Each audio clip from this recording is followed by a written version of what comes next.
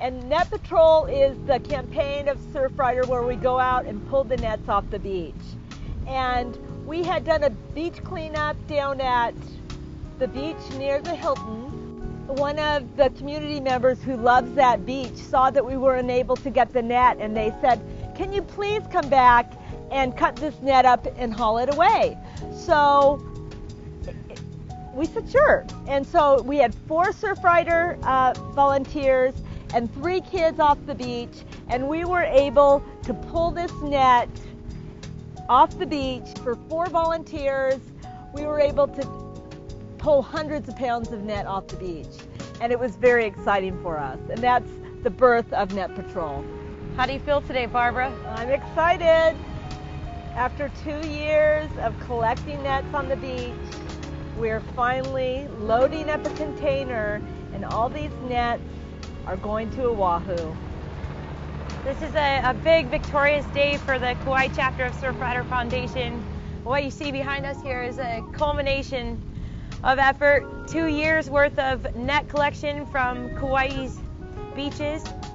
It's a cooperative effort between not only the Kauai chapter of Surfrider Foundation, but a lot of nonprofit groups, including Malama Na Papa, who helped us store these nets here at Scott and Makana Bacon's house. Also, Matson Shipping and NOAA, National Oceanic Atmospheric Administration. These nets are coming from the Pacific Ocean. They're out at sea, swirling around together. They're derelict fishing nets that were left behind by commercial fisheries.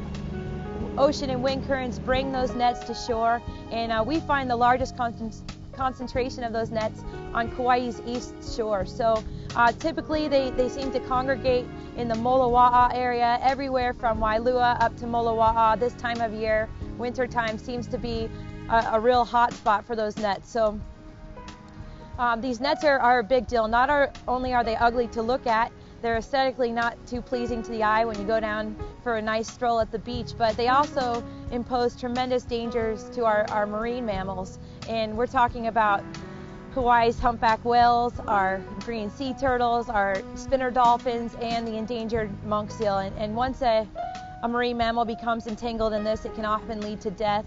Of course, these nets block sunlight from our reefs. They make it impossible for photosynthesis to take place and end up killing the reefs in that way.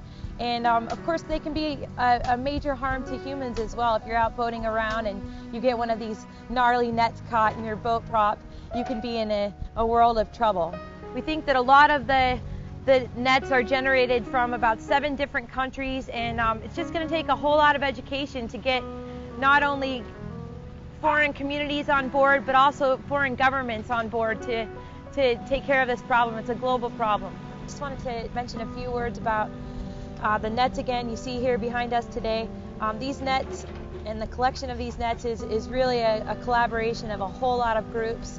We have Scott Bacon here today from Malama Na Papa. Aloha. Yeah, my name is Scott Bacon, and I have a small group called Malama Na Papa, which means to take care of the reefs. And we started diving, cleaning nets off the reef about 2 years ago.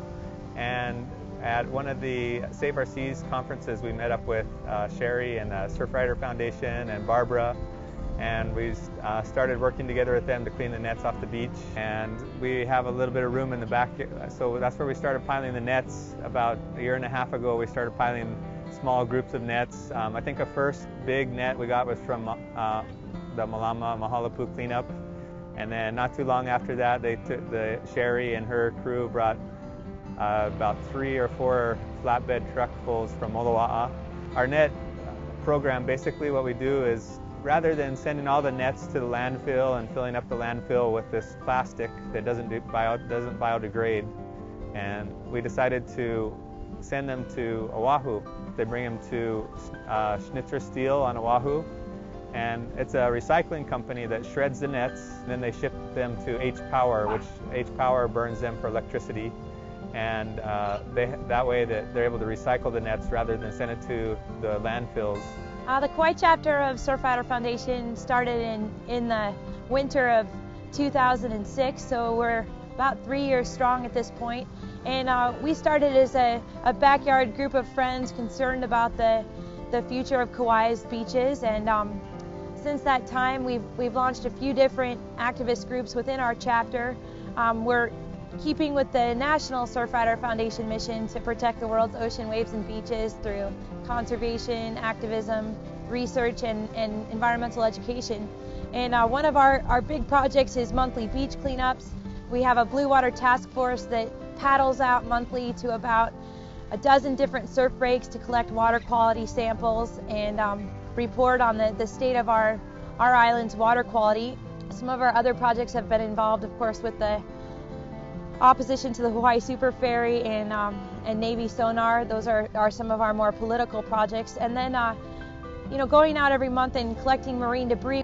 I think what we're seeing right now behind us is not the political activism you think of when you hear the word activism, but the blood, sweat, and tears that get out and get your hands dirty and have fun while you're doing it. And there's always more nets, and as long as there's wind, as long as there's waves, we'll have more nets. So, and we need help.